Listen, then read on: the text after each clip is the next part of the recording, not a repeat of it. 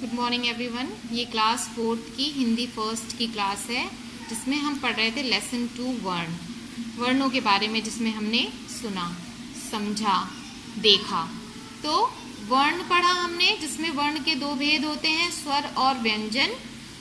वर्ण जो भाषा की सबसे छोटी इकाई है, जिसके और टुकड़े नहीं किए जा सकते हैं। स्वरों के अलावा हमने अनुस्वार, विसर्ग और अनुनासिक के बारे में पढ़ा। अब हम पढ़ेंगे स्वरों की मात्राएं। जैसा कि आप सामने देख रहे हैं, स्वरों की मात्राएं। हिंदी भाषा में स्वरों का प्रयोग स्वतंत्र रूप से भी होता है और मात्राओं के रूप में भी। प्रत्येक स्वर की एक मात्रा होती है। मात्राओं का प्रयोग व्यंजनों के साथ चिन्हों के रूप में किया जाता है। जैसा कि आप जानते हैं कि स्वरों का प्रयोग के लिए हमें किसी अन्य की सहायता नहीं लेनी पड़ती है, ये स्वतंत्र रूप में प्रयोग होता है। और अब आप आगे देख रहे हैं कि इसका प्रयोग हम मात्राओं के रूप में भी करते हैं। और हर एक स्वर जो आपके सामने है, जैसे अ, आ, छोटी, बड़ी, ऊ, री, ए, इन सब की मात्राएं होती हैं। और मात्राओं का प्रयोग व्यंजनों के साथ, यानी क, ख, ग, घ के साथ हम चिन्हों के रूप में करते हैं। सामने आपके लिखा है अ, कोई मात्रा नहीं, व्यंजन क, जिसमें हलंत लगा है, इसका मतलब इसमें स्वर नहीं है, प्लस अ, तो मात्रा सहित व्यंजन क्या हो जाएगा? क। इसके बाद है आ, जिसका चिन्ह ये है, क प्लस आ बन गया का। छोटी ई, जिसका चिन्ह इस प्रकार है, क में हलंत प्लस ई, तो ये बन गया छोटी ई से की। फिर बड़ी ई, जैसा कि आपके सामने है, ऊ, जिसका सिंबल ये है, क प्लस ऊ, कु। बड़ा ऊ, जिसका सिंबल ये है, क प्लस बड़ा ऊ, कु। री, जो कि हम नीचे लगाते हैं, क्री। ए, के, ए, कै, ओ, को, औ, कौ। यानी कि इन सारे जो मात्रा सहित व्यंजन आप यहाँ देख रहे हैं, ये स्वरों के प्रयोग से ही हम किसी भी व्यंजन में लगाकर बनाते हैं। जैसे कल, काला, किसका, कीमत, कुसुम, कुंजना, कृष्ण, केला, कैसा, कोयल, कौवा। तो इन सब का प्रयोग हमने कैसे किया? स्वरों के रूप में। स्वरों का प्रयोग हम मात्राओं के रूप में भी करते हैं। आगे, कोई भी व्यंजन स्वर की सहायता के बिना नहीं बोला जाता। स्वर रहित व्यंजन को लिखने के लिए व्यंजन के नीचे तिरछी रेखा, जिसे मैंने अभी आपको बताया, हलंत कहते हैं। यानी जिसमें हम बोलने में तो इसका पता नहीं चल पाएगा, लेकिन लिखने के समय अगर हमने स्वर का प्रयोग नहीं किया है, तो हम किसी भी व्यंजन के नीचे एक तिरछी रेखा लगाएंगे, जिसे हम हलंत कहते हैं। ये आपके सामने इसका उदाहरण मौजूद है, प्रहलाद, गौतम बुद्ध, शुद्ध, चिन्ह आदि।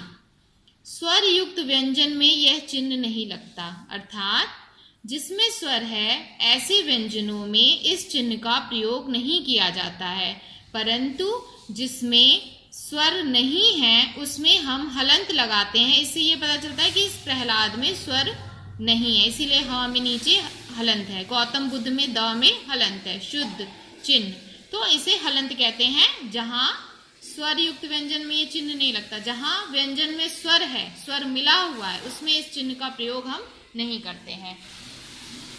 आगे है, र व्यंजन के साथ छोटा ऊ, बड़ा ऊ की मात्रा लगाते समय उसका रूप इस प्रकार होता है। यानी जो र व्यंजन है, उसमें जब हम ऊ की मात्रा लगाएंगे तो उसका चिन्ह जो है वो बदल जाएगा। यानी अगर र प्लस ऊ, यानी र में हलंत प्लस ऊ इज इक्वल टू रू, ये आपके सामने है छोटा ऊ, जिसकी मात्रा जो है इस प्रकार से लगाई जाती है। और र में हलंत प्लस बड़ा ऊ अगर हम लगाएंगे तो उसकी मात्रा का रूप इस प्रकार होगा। तो इस रू में आप ये देख रहे हैं मात्रा बड़ा ऊ, और ये आपका हो गया छोटा ऊ। रुक और रूप, इसके बोलने में भी, उच्चारण में भी इसके कुछ अंतर है। रुक और रूप। आगे है व्यंजन। व्यंजन बोलने में स्वरों से अधिक समय लेते हैं। व्यंजनों का उच्चारण स्वरों की सहायता के बिना नहीं किया जा सकता। हिंदी में 33 व्यंजन हैं। व्यंजनों को बोलने में स्वरों से अधिक समय लगता है। व्यंजनों का उच्चारण यानी जो हम बोलते हैं वो स्वरों के सहायता के बिना नहीं करते हैं और हिंदी में 33 व्यंजन होते हैं।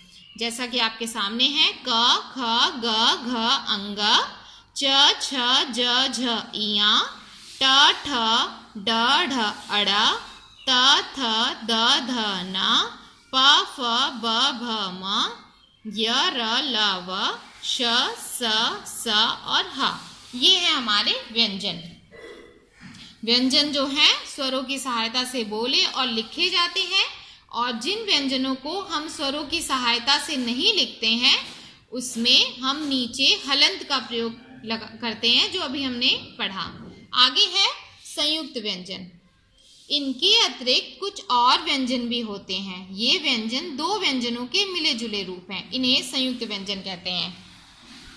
संयुक्त जैसा कि आपको नाम से स्पष्ट हो रहा है कि इसमें हम दो व्यंजनों का प्रयोग करते हैं, इसीलिए इसे संयुक्त व्यंजन कहते हैं।